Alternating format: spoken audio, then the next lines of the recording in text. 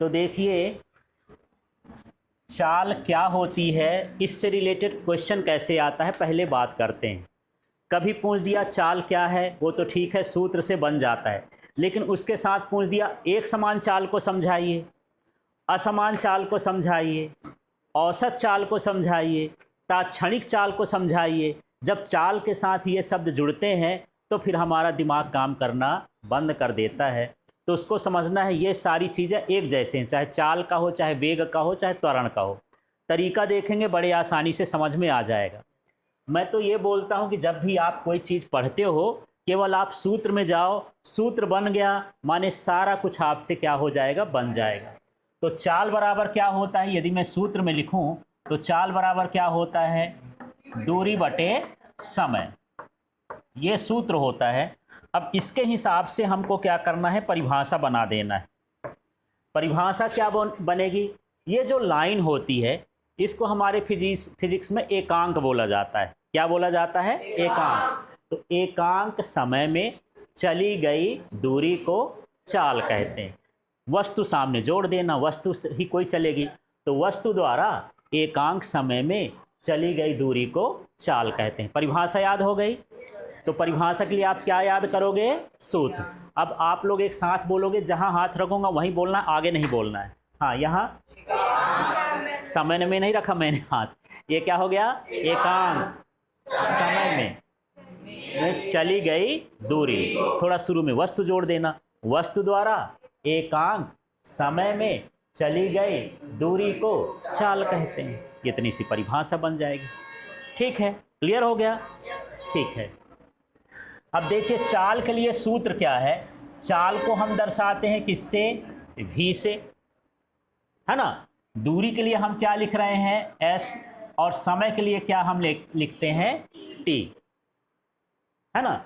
अब यहां देखो इसको बोलते हैं स्पीड और इसको दर्शाते हैं किससे, v से।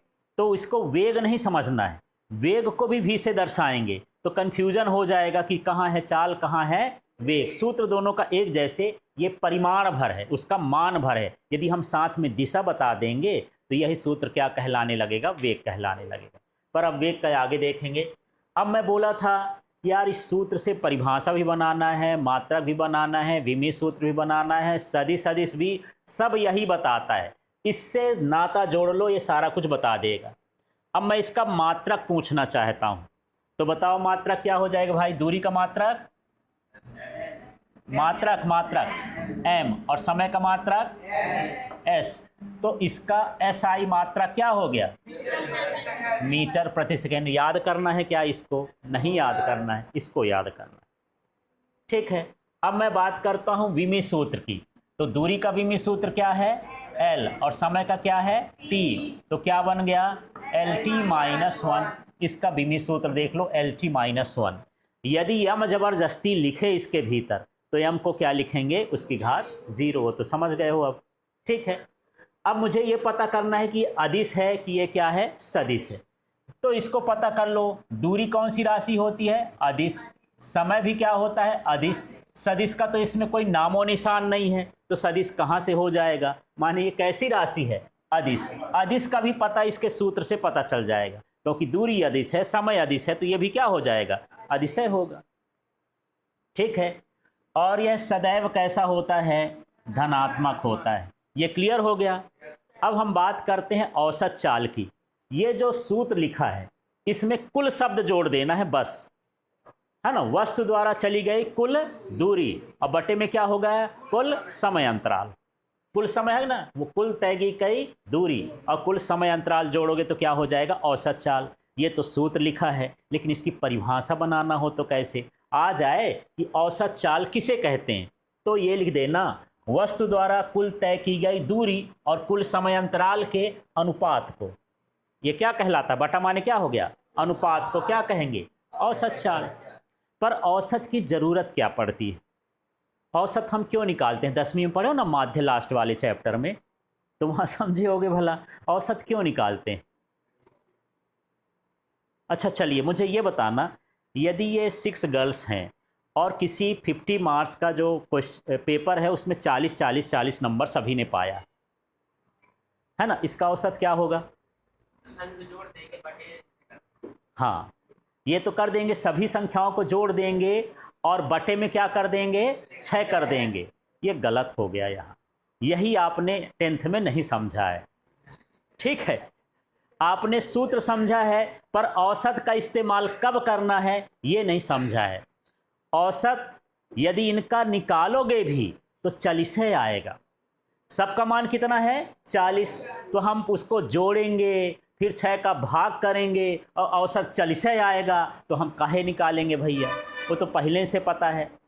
ठीक है, जब समान मान होता है तब औसत निकालने की आवश्यकता नहीं होती है। एक जैसे मान हो तो औसत निकालेंगे, यदि निकालेंगे तो आप गणित का जीरो भी नहीं समझ रहे हैं। ठीक है, ये सब के लिए ऐसा बोल रहा हूँ, समझ में आया। तो फिर कब निकालते हैं, जब मान कैसा हो, अलग अलग। अभी मैं थोड़ा सा एग्जाम्पल लेता हूँ, अभी मैं 3 का ही जोड़ूंगा तो सरल रहेगा। ये का 40 40 40 कितना हुआ, 120, और 3 का भाग करो कितना आया, 40, औसत कितना आ रहा है, 40। जब समान मान आएगा तो औसत निकालने की क्या ज़रूरत है, वो तो वही आएगा। ठीक है, लेकिन कोई 30 पाया हो, कोई 50 पाया हो, सब मान अलग अलग हो, तब हम क्या निकालते हैं, औसत निकालते हैं। औसत का मतलब समझ में आ गया। ठीक है, तो जैसे मान लो हम एक गाड़ी में, मोटरसाइकिल में जा रहे हैं, पहले घंटे में, अब मैं गणित बता रहा हूँ, पहले घंटे में आपने 30 किलोमीटर का सफ़र तय किया। ठीक है, दूसरे घंटे में आपने 40 किलोमीटर का सफ़र किया, तीसरे घंटे में आपने 20 किलोमीटर का सफ़र किया। ये कंडीशन पर डिपेंड करता है, रोड कैसी थी, ट्रैफिक कैसा था, इस तरह से हुआ। ठीक है, इसके मान कैसे हैं, अलग अलग हैं। अलग अलग है तो मैं जानना चाहता हूँ कि आप किस एवरेज स्पीड से गए। आपको ये भी तो पता करना चाहिए आपकी स्पीड क्या थी, है ना। तब आप क्या करोगे, सभी दूरियों को क्या कर दोगे, जोड़ दोगे, और पूरे समय को भी क्या कर दोगे, जोड़ दोगे। तब ऐसा बनेगा, देखना, मैं लिखूंगा 30, फिर क्या लिखूंगा 40, फिर क्या लिखूंगा 20। ये क्या हो गया, तय की गई कुल दूरी। अब हम बात करते हैं समय की। समय कितना लगा, 1, फिर क्या लगा 2 घंटे, और क्या लगा 3 घंटे। आपका 10वीं का औसत यहाँ काम नहीं कर रहा है। 10वीं में हम पढ़े थे आंकड़ों का योग बटे आंकड़ों की संख्या, तो उस हिसाब से कहेंगे सर जी 3 अठे हैं, 3 को जोड़ के 3 का भाग कर दो, तब तो मामला गड़बड़ हो जाएगा।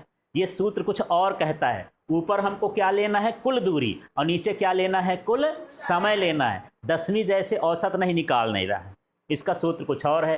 तो कितना हो गया, टोटल करें यार आप लोग, 90, और नीचे कितना हुआ 6, भाग करो कितना हुआ, 15 किलोमीटर प्रति घंटे के हिसाब से आप चले, है ना। आपने चला 5 घंटे, नहीं 5 है ये ना, 6 है, ठीक ठीक। ये कितना चला, 6 घंटे, और 6 घंटे में एवरेज स्पीड आपकी कितनी आ गई।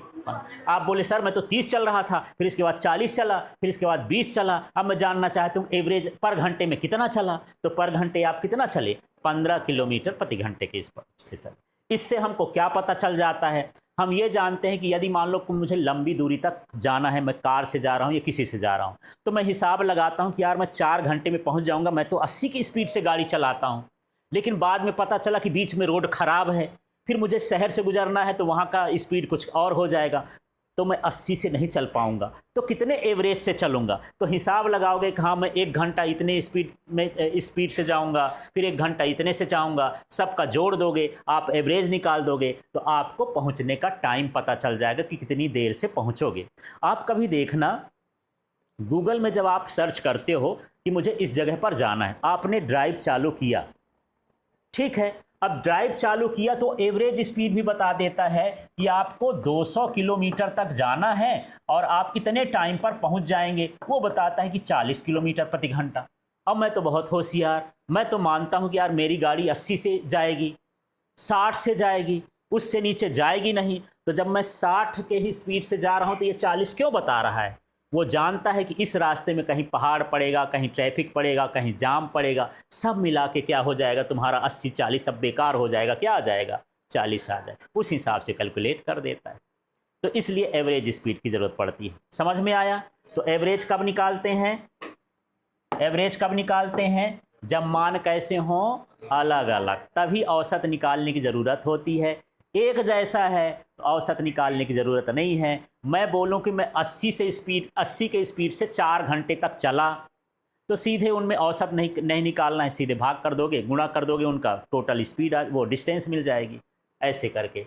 ठीक है, तो बात हो रही थी औसत चाल की। तो औसत चाल का सूत्र है, इसी को पढ़ दोगे। हमारा क्या था, दूरी, तो उसमें लगा दोगे कुल दूरी, और बटे में क्या हो जाएगा, कुल समय। बहुत बड़ा नहीं लिखना है यदि, तो आप सीधे लिख दें कुल दूरी बटे कुल समय अंतराल, वो क्या कहला गया, औसत चाल। ठीक है, क्लियर हो गया। अब हम बात करते हैं तात्क्षणिक चाल की, ये क्या होती है। पहले तात्क्षणिक का मतलब समझ ले, हिंदी अर्थ क्या होता है, तब हम उसको आगे बता सकते हैं।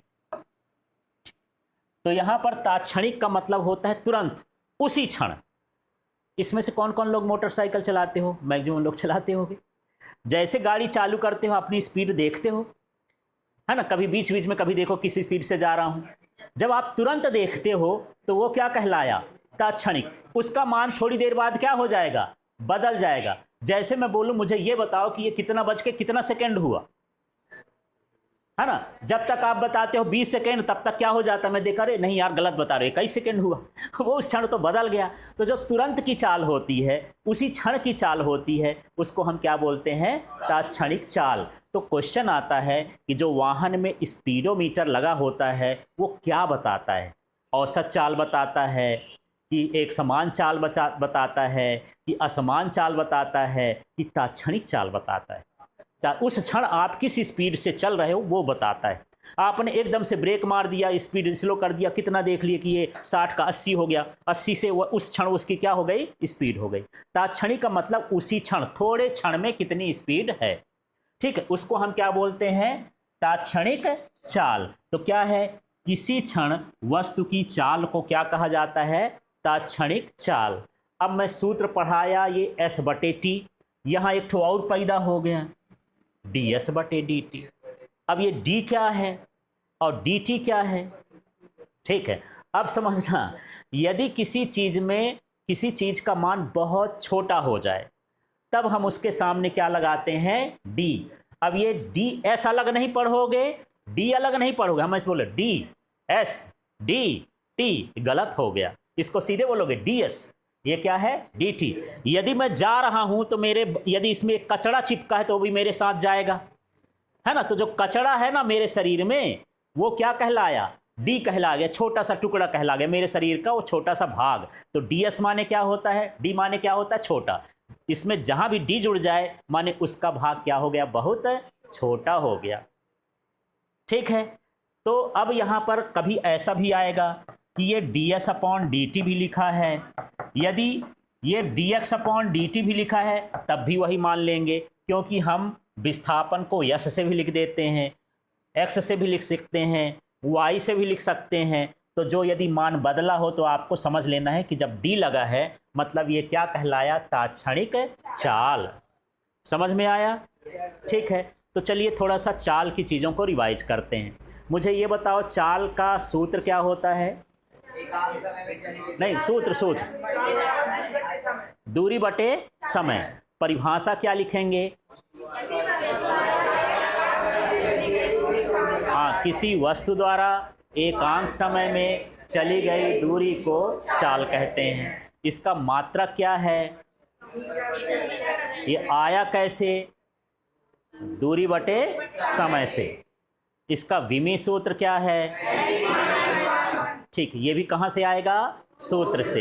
ये कैसी राशि होती है, ये कैसी होती है, धनात्मक ऋणात्मक शून्य क्या हो सकती है, ये सदैव क्या होती है, धनात्मक। औसत चाल क्या होती है, हाँ, तो कुल दूरी और कुल समय अंतराल के अनुपात को क्या बोलते हैं, औसत चाल बोलते हैं। तात्क्षणिक चाल क्या है, किसी क्षण वस्तु की चाल को क्या बोलते हैं, तात्क्षणिक चाल। इसका सूत्र क्या है, जो सूत्र था S/T, उसी में क्या लगा दोगे, d लगा दोगे, तो ds/ क्या बन गया, dt। ये तात्क्षणिक चाल का सूत्र हो गया। इसमें दो चीज मैं और जोड़ देता हूं, यदि आपसे पूछूं एक समान चाल क्या है, ठीक है, और साथ में पूछ देता हूं असमान चाल क्या है, इनकी डेफिनेशन समझना। क्योंकि ये वेग में भी आएगा, त्वरण में भी आएगा, सबका एक तरीका है। आपने सूत्र बताया चाल का, क्या बताया था? दूरी बटे समय। मैंने नहीं बताया, आपने बताया, मैं मान लिया कि यही है। दूरी बटे क्या है? समय। अब मुझे एक समान चाल चाहिए, तो यहीं से बोलेंगे समान समय में यदि वस्तु समान दूरी तय करती है तो चाल क्या हो गई? एक समान चाल। ठीक है, इसी से ना मैं बता रहा हूं, फिर यही बोल देते हैं असमान चाल। तो फिर से बोलो, यदि समान समय में यदि वस्तु असमान दूरी तय करती है तो उसे क्या कहेंगे? असमान चाल। सूत्र देखना है, बड़ा आराम से सारा कुछ बन जाएगा। ठीक है।